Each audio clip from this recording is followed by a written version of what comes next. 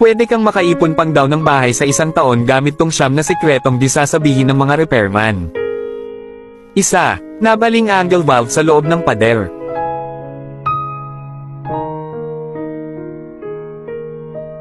Kuha ka ng dalawang makapal na screw, cross mo sa loob ng joint, pao ka ng screwdriver, tapos pihitin ng madiin.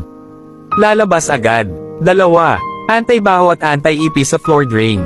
Gupitin ang lumang interior ng gulong ng bike. Ibalot sa drain pipe, tol iyan ang cable tie. Itaob at isuot sa drain outlet, tol iyan ulit.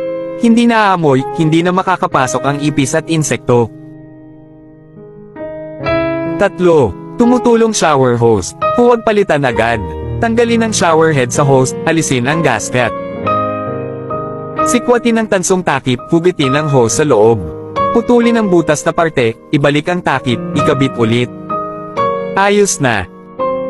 4. Tumutulong shower panel. Huwag magmadali magpalit. Sikwatin ang decorative cover sa taas, tanggalin ang panel gamit screwdriver.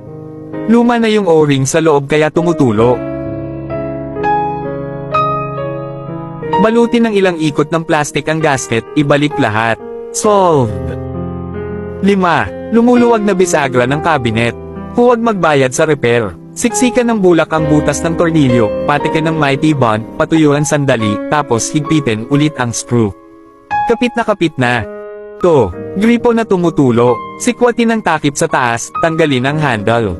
Higpitin ang valve core gamit wrench, ibalik ang handle at takip. Wala nang tulo. 8. Lumuluwag na toilet seat. Iangat ang seat, may makikita kang dalawang button. Pindutin sabay, iangat para matanggal ang seat. Tanggalin ang dalawang takip, higpitin ang dalawang tornilyo, ikabit ulit.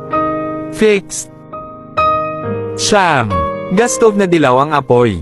Mahina, maaksaya sa gas, nangangitim pa kaldero. Hinaan muna ang apoy, adjust ang maliit na metal flap sa ilalim ng burner hanggang maging asul, lakas ang apoy, adjust naman ang flap sa labas. Blue flame katumbas tipid at malakas. Bonus, check ng water quality. Balutin ng tuwalya, face towel, o mask ang gripo. Paabusan ng 2 minuto. Kapag nanilaw o may nakita kang dumi, particles, hindi safe ang tubig pang bahay.